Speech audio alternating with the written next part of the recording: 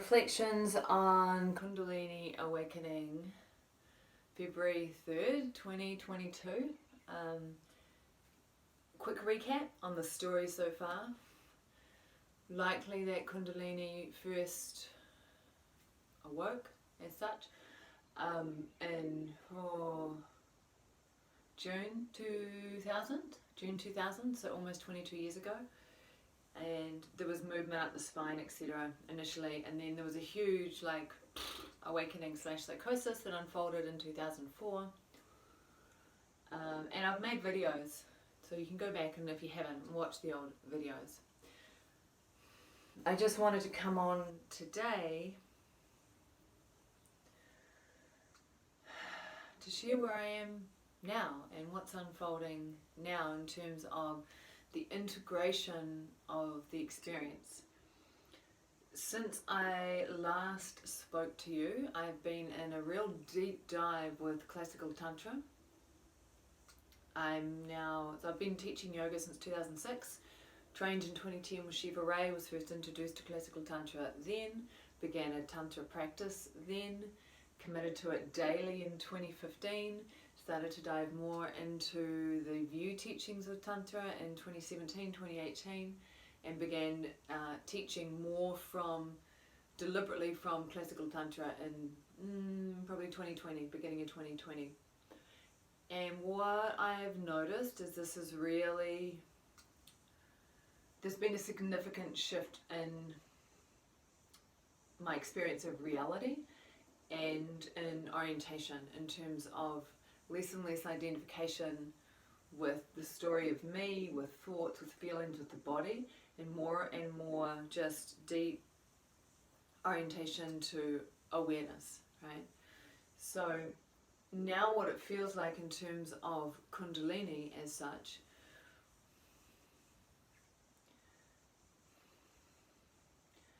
integration, things have integrated, so Kundalini is a specific movement of prana shakti, right? And so it's referred to in the Tantric text first. And there's actually, in the Tantric text, they talk about an upper Kundalini and a lower Kundalini, and it's a specific movement of prana shakti. So often the way we even speak about Kundalini is technically incorrect and can lead to ignorance that further binds. Kundalini doesn't awaken as such because it's never dormant, really, okay? Prana Shakti is always, always, always present and alive and awake. It's always awake, it's Prana Shakti. But the apparent separate sense of self can be asleep to Kundalini, right? So it's not really that Kundalini awakens, but we awaken to it. So that's a subtle difference,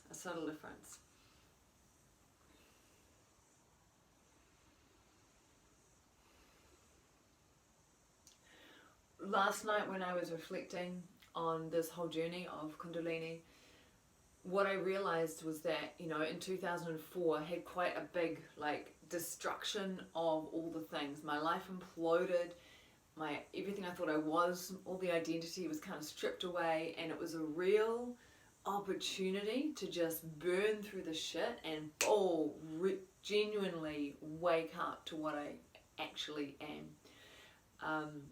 What unfolded instead was this mad scrabbling as I attempted furiously to rebuild my life and hold on, grasp, cling to all the things that I thought made me me and made me worthy and made me valuable and blah blah blah blah blah. And in retrospect, I can see that now, and it's because there was I experienced a lot of suffering after the awakening of Kundalini, but this is not because of Kundalini, right? The suffering was arising because of the patterns that were playing out in me, because of the grasping, the attachment, and because of the aversion. Not Kundalini per se. And so that's also a misunderstanding that people often have. They're like, oh my God, Kundalini is awoken, and now my life's a mess and I feel like shit and I'm whatever. And they erroneously attribute the suffering to Kundalini, where it's not. The suffering itself is coming from grasping, from attachment, from aversion, and it's just now illuminated or more obvious or slapping you in the face like a wet fish because of the nature of the lighter Kundalini as such, of Prana Shakti.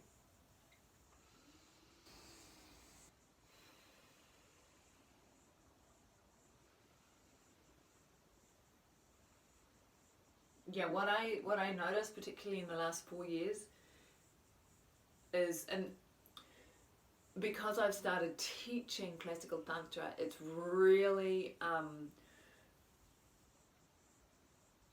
it's required me to, I mean, I've been doing daily practice in it since 2015, but really required me to contemplate and live the teaching so that I can share and teach from an embodied, experiential, real integral way that has integrity. And that's created like accountability and a container that's taken me further and taken me deeper, and very similar to the way that when I started teaching yoga in 2006, that also created a container and accountability, and I dove right into yoga in a deeper way because I knew I needed to practice every day for my students and show up for my students. So that kind of positive samskara, that positive impression, past impression, has repeated itself with classical Tantra in a really beneficial way.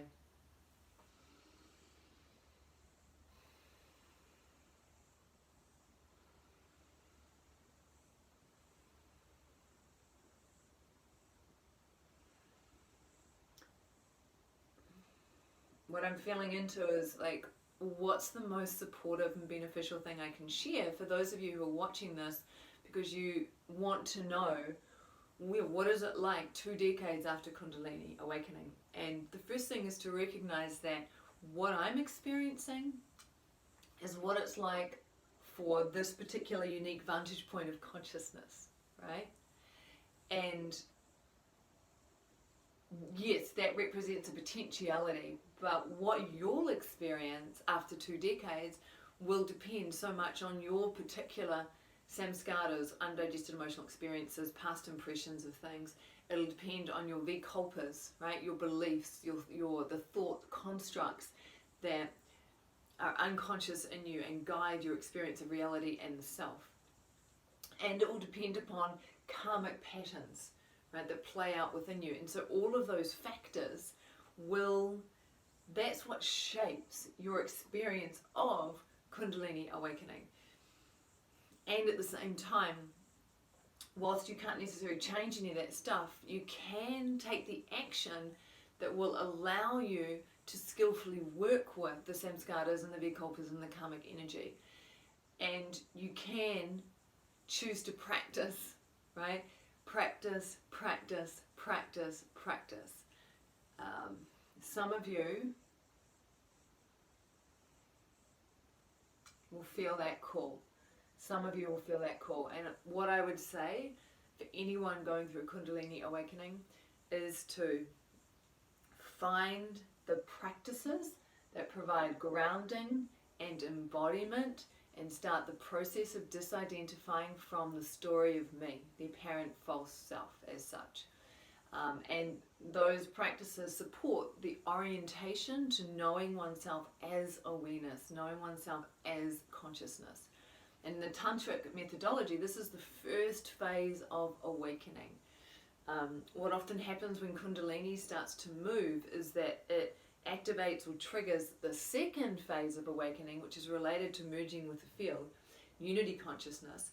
And when that happens, before the first phase, the person is completely identified still with a separate sense of self. So that awakening is interpreted through that lens and is taken possession of and is co-opted by, and doesn't actually necessarily lead to genuine awakening, which must include awakening to awareness, knowing oneself as awareness.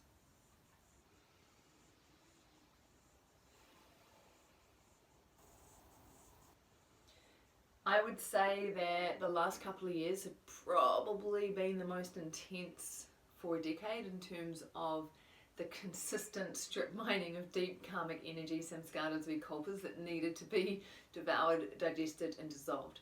But the difference was that I now, thanks to classical Tantra, I now had a map and a context and language and tools and processes to be able to work with all of this skillfully, rather than getting sucked into the drama and more clinging or more aversion, etc.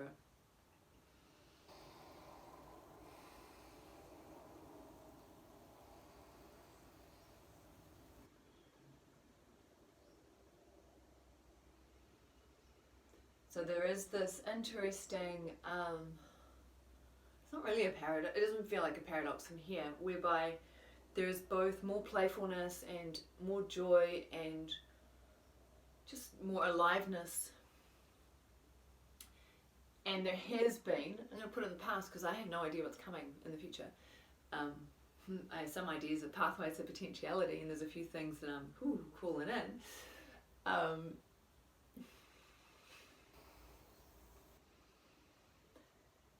Even though that has been true, right, also there's been some real challenging times. And both of those things have been true, but the willingness to meet the challenge has been stronger, and the willingness, the passion to devour it, excuse me, to digest it and to allow it to dissipate through the being has just been strong. And I'm so grateful for the teachings of classical Tantra and for the teachers that I've worked with, Shiva Ray, Christopher Tompkins, Christopher Wallace, Dane Thomas.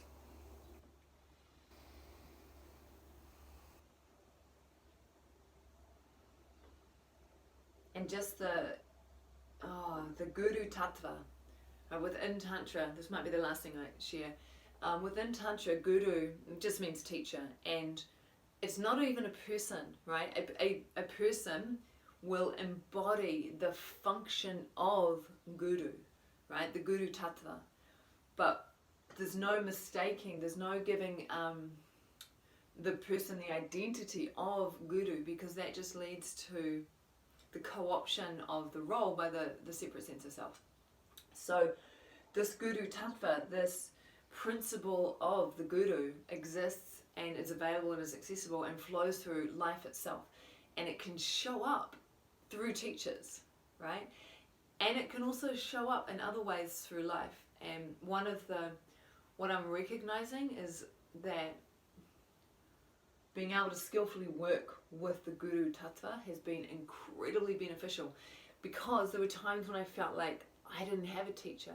And so I literally turned to life and tuned into life and listened to life and worked with life as my teacher. And now retrospectively, what I recognize is that is intuitively attuning to and working with the Guru Tattva.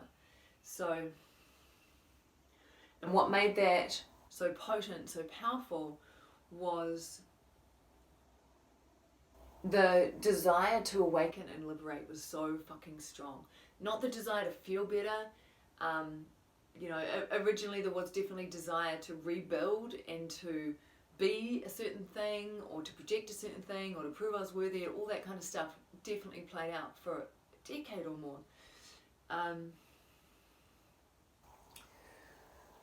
But the strength of the desire to genuinely, truly awaken is what has pulled me through. And some of you will feel that. Some of you will totally feel that genuine desire to know yourself as loving awareness, that genuine desire to know truth, and the genuine desire to serve the well-being of all beings. And when that is present, to me, cultivating that through the prayer for pure motive, and which I've been working with every day as part of my practice, it's like stepping into this stream that has pulled me through on this journey. Okay, I have no idea if that is useful or beneficial at all, but I just wanted to touch base again and share where I am 22 years almost post Kundalinī Awakening. And for those of you that are potentially still in the terror and the fear and the anxiety and the craziness and what the fuck is happening to me, etc.,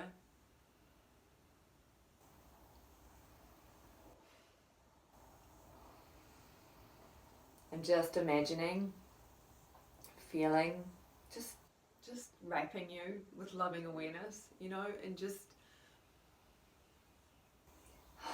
letting you know that you are held. That even when you don't feel as if you are held, that life itself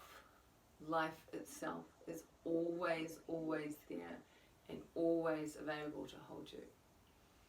And to just be curious, right? So when you're in the depths of despair, you may just want to ask the question, use inquiry, what would it feel like to be held by loving awareness right now?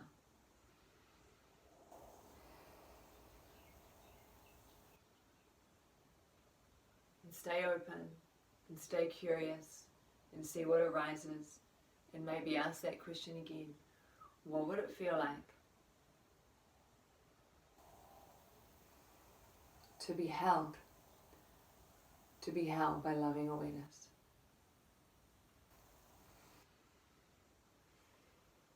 Blessings.